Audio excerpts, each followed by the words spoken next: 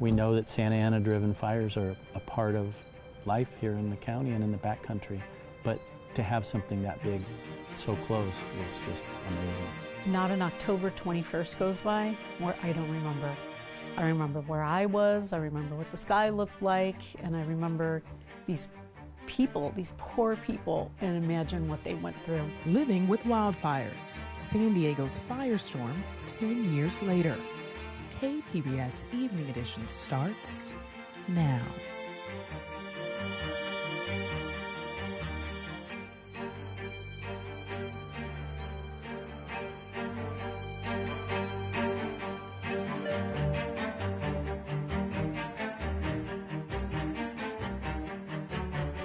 Good evening, I'm Amitha Sharma inside our KPBS News studios.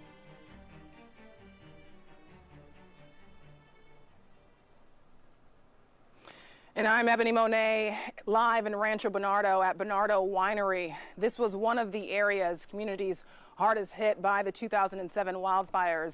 And 10 years ago, this was one of several properties threatened as the Witch Creek fire rolled in.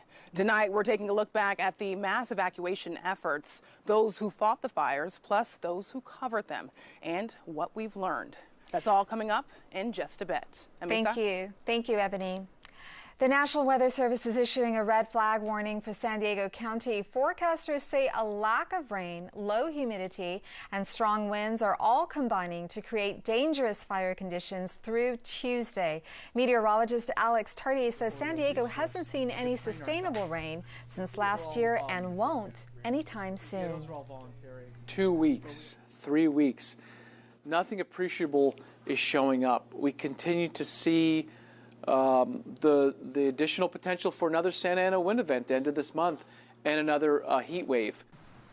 Tardy says people will notice temperatures starting to rise on Sunday. He also predicts parts of the county could get over 100 degrees. We'll have your full forecast in just a few minutes. The last 2 of 8 prototypes for President Donald Trump's proposed border wall are taking shape at a construction site near the Otay Mesa port.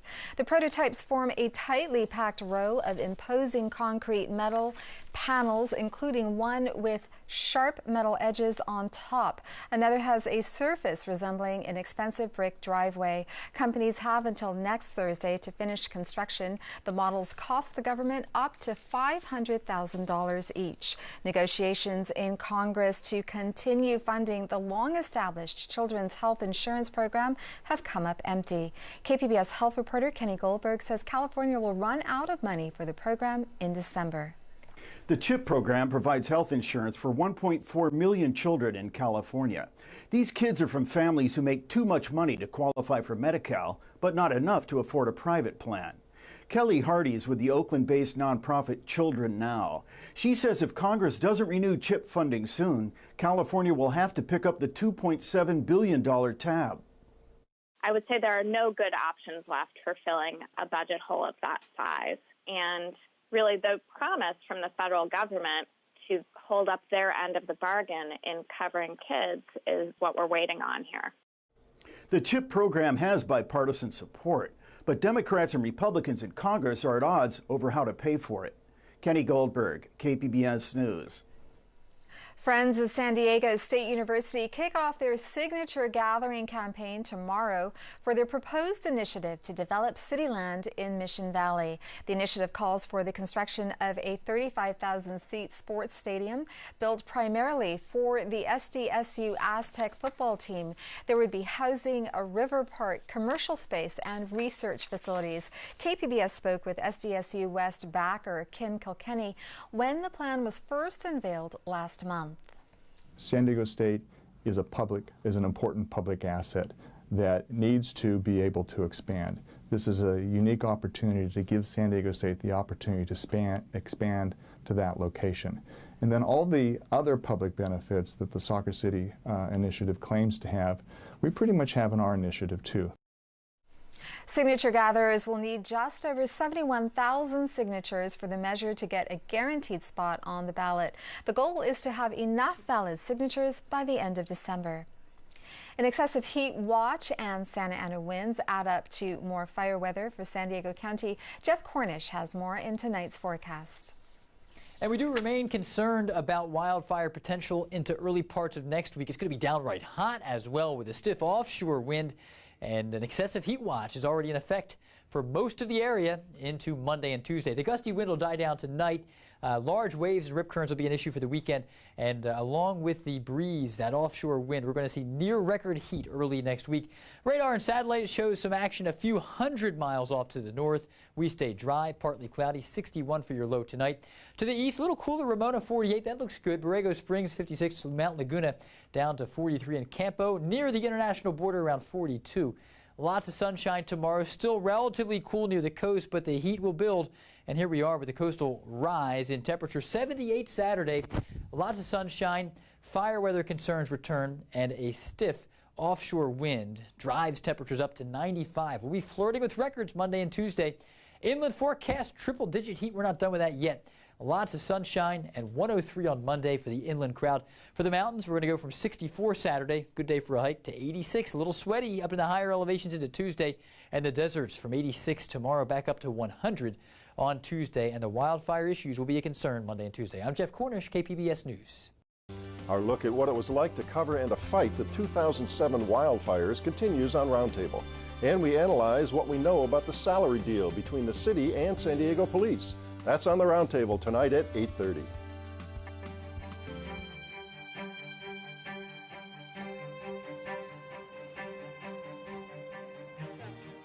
We're back out here live in Rancho Bernardo at Bernardo Winery, and now I'm joined by Ross Rizzo. He is the president and winemaker here.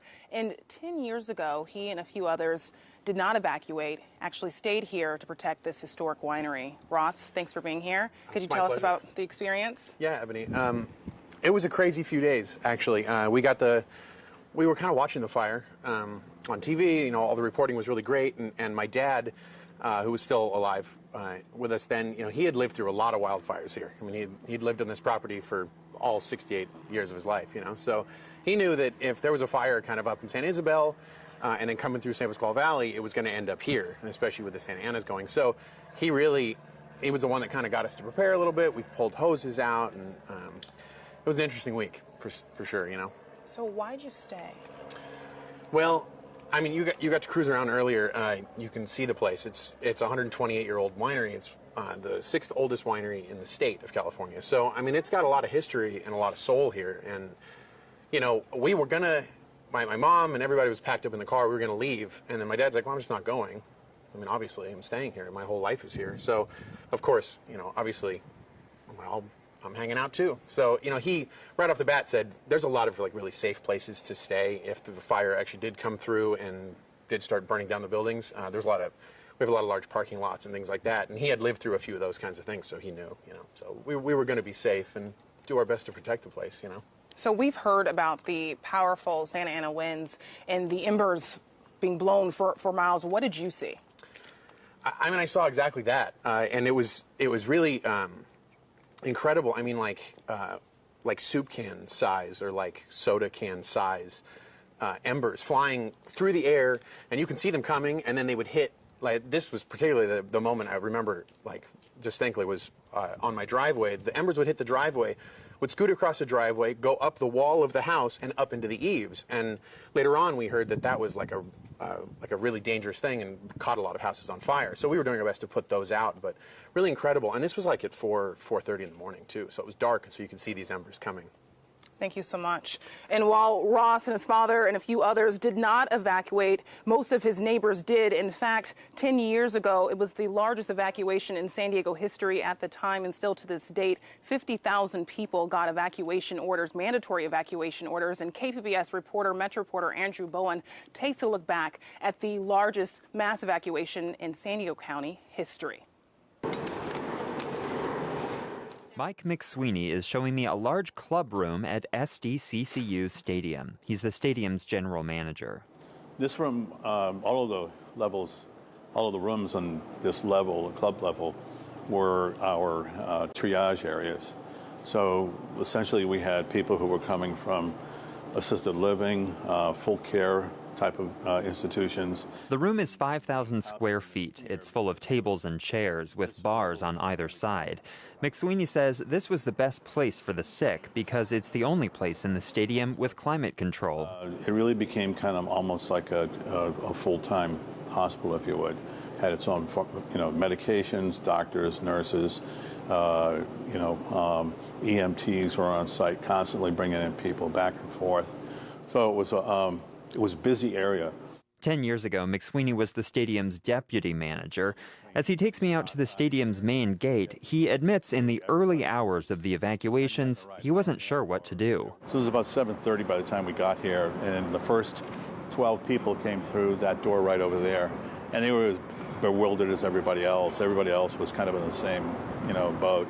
It's like, what do we do? How are we going to go about doing this? Stadium staff opened a concession stand and made coffee for the early arrivals. Things started falling into place when the San Diego Police Department arrived and took control. But directly behind you was where we had, tons and tons of bottled water storage.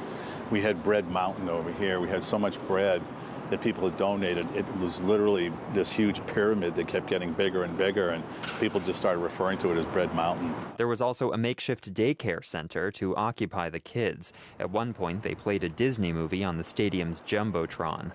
McSweeney says at its peak, the stadium housed some 10,000 people. Another 5,000 stayed in their cars in the parking lot. The city's designated mass emergency shelter is Qualcomm now SDCCU. This is from a city council meeting earlier this month. Why was it reasonable to activate that for the victims of the 2007 wildfire? But it's not reasonable to activate it for 3,600 San Diegans who have no place to live. The stadium's use during the wildfires has often been brought up in discussions of the current homelessness crisis. Here's an important distinction, though. The stadium housed evacuees for 5 days. After that, many still had homes to return to. Those who lost their homes may have stayed with family or friends or in a hotel while they rebuilt. Homeless San Diegans rarely have those kinds of options. I asked McSweeney what he thinks the evacuation effort says about San Diegans. He says it was the volunteers and donations that made things work. And it makes the management of that situation easier, if there is such a thing. When you have people who are willing to want to do it and to be part of the solution, management brings on their plans, we have a much better result. Andrew Bowen, KPBS News.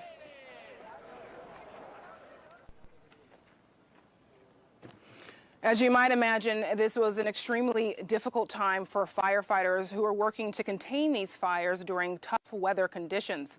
Javier Maynor was the assistant fire chief for San Diego at the time, and KPBS reporter Eric Anderson sat down with him recently to remember it all. The Witch Creek Fire began about 12:30 in the East County, and based upon its progression, we thought it might hit the city of San Diego about 4 or 5 in the morning. And that's when really the battle was going to begin. One thing that marked the Cedar Fire in 2003 and the Witch and the Harris and all the other fires that burned in 2007 was this incredible wind that really pushed the flames quickly. What we saw in 2007 was sustained winds of 45 miles and gusts in excess of 60 miles per hour. So not only did that move the Witch Creek Fire very quickly, and we thought it might hit us about 4 o'clock in the morning in the San Pasqual Valley, but at about 2 o'clock in the morning, a completely different fire called the Guajito Fire began in the San Pasqual Valley, and that created its own set of difficulties for everyone. It wasn't very long after those two fires came together that they burned into Rancho Bernardo. What happened there? Yeah, Guajito was actually the very first to reach Rancho Bernardo. We had positions in place. We deployed them as early as 10 p.m. We were making a lot of evacuations. We ultimately evacuated 200,000 people, which, kudos to our law enforcement partners who made that happen. San Diego PD did a fantastic job in evacuating people. But we were outgunned at that point. At 2 o'clock in the morning, I made a request for 50 fire engines through the state mutual aid system and was informed that there were none available. We would receive 0 as a result. I made a similar request at 4 o'clock in the morning. I got the same answer. That Monday and Tuesday of that week when the head of the fire had basically stopped in Rancho Bernardo and you had a chance to go into that neighborhood, what were you feeling? I did the first drive-through on my own. I'd been in the command post, I think, for 26 hours straight with the first run that I was there. Finally got a chance, I think, toward the end of the second day to get out. And I was just really taken aback by the number of homes we had lost. And we hadn't yet repatriated those communities yet. We hadn't repopulated them. But I got out another day after that, and when we had done that, and I ran across so many people that were grateful for what we had done. And I would talk with them and engage with them and get back in my car, and tears would begin to flow because I felt, to some degree, a sense of defeat that we hadn't done as much as I had hoped we could do for them. And they lost everything, yet they were so grateful for the efforts the firefighters put out. They had signs. The firefighters that were coming through were being given, drinks and baked goods and things. It was just absolutely incredible. But I had a heavy heart going through there. A lot of devastation. Homes burned to the foundation. Many on some cul-de-sacs. Yes. And then occasionally you would see a home standing. Random. Some of it made sense to me. I could look at it and say, I know why that one. The folks there did a great job of providing defensible space. They'd hardened their home by the construction features of that particular home. In other ones, even with all the training that I've had, I looked at it and I said, there really is no rhyme or reason. I cannot pinpoint why this particular home survived while the others did not. What did we learn from the Witch Creek fire? It's been 10 years now since we've had an equivalent firestorm situation, thank goodness. But what do we learn from that we'll be able to use when that situation happens again? The weather patterns in Southern California are such that the fires begin to the north of us and they start to consume resources in the mutual aid system. And by the time the weather pattern reaches San Diego and we're asking for help, you get that, I don't have anything to send you, I'm sorry. Retired San Diego Fire Chief Javier Maynor. Javier, thank you. Thank you so much, Eric.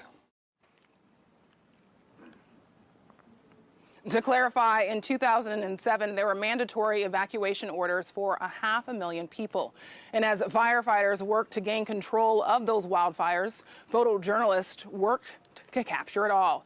Some of that photography was actually published in a book by the San Diego Union-Tribune, Inferno, The Wildfires of 2007. And one of those photojournalists featured in this book is John Gibbons, who's been covering wildfires for nearly 4 decades. Thick, cloud-like smoke traces Lyons Valley and mountaintops in one of John Gibbons' first images of the Harris Fire. It's kind of like a moth to a light. You just kind of go to where the smoke is. For nearly 40 years, Gibbons has been a San Diego Union-Tribune photojournalist. He says when the Harris Fire started, he knew it was time to get to work. I mean, it's a huge adrenaline rush, and your adrenaline kicks in when things start happening. The burn started in Potrero, about 5 miles north of the U.S.-Mexico border, an area in San Diego County Gibbons knows well. We know that Santa Ana-driven fires are a part of life here in the county and in the backcountry, but to have something that big so close was just amazing. Gibbons got to work capturing the firefight, evacuations, and humanity. Photos they really need some kind of a human emotion or a human element in there, something that strikes a chord with people. With press credentials, Gibbons had full access. As powerful Santa Ana winds fanned embers threatening homes and land, he set out to tell the story. It just comes with training and instinct, and when composition and the subject matter comes together, you just do it. It's not a book-learned trade. You don't learn it by the book, you learn it in the school of the street. It's a career he dreamt about as a Union-Tribune paperboy. I remember sitting on the floor at my mom's house in La Mesa, folding that paper every day and seeing pictures from the Vietnam War and the Olympics. And I had a budding interest in photography then. And I thought, that'd be great to be able to go take these kinds of pictures. Pictures encapsulating moments in time. So there's our subject to flooding sign.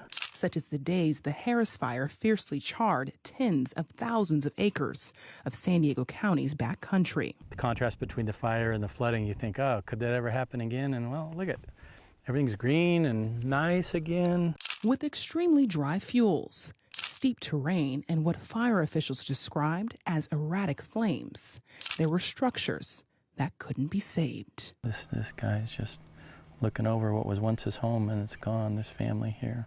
Some of the hardest things to see was the wildlife, like this bobcat, which is one of my favorite San Diego animals. The speckled gray cat seems to gaze directly at Gibbons' lens. He or she had burnt feet and was just kind of, very gingerly walking along the burned area right down here by the Barrett Dam. So it was really hard to see. On the fifth day, Gibbons and a reporter spotted U.S. border agents standing with first responders on the side of a road. Really quiet, kind of calm over the whole thing, but there was obviously something was really wrong. They were staring down at the burn. More people arrived, and as they looked around, they started seeing another body and another one and another one, and they found 4 victims. In all, the Harris Fire claimed 8 lives, including Mexican nationals who couldn't escape a burning canyon. They had crossed illegally into the country and just had really unfortunate timing that the fire had started and trapped them in this canyon, and they were all burned to death. It was a horrific situation, and seeing people that have died in a fire like that, it's something that it's etched in your head. Still, there was more work to be done. It's just giving the world to our people in an honest way.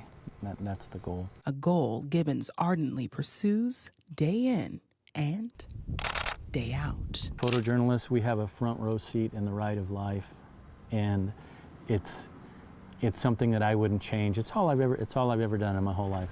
That's all I ever wanted to do. Ebone Monet, KPBS News.